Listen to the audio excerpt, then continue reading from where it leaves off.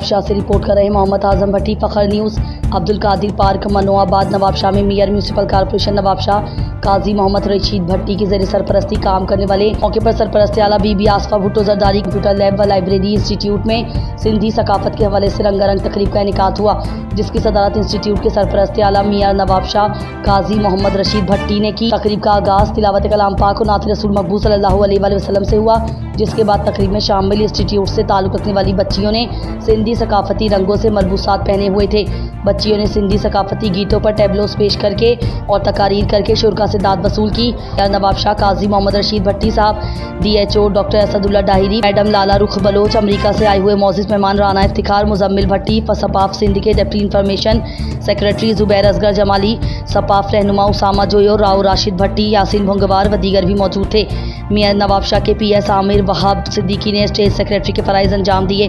जबकि तकरीब के इख्तिताम पर इंस्टीट्यूट की प्रिंसिपल नाजिया शेख ने शुरका का शुक्रिया अदा किया।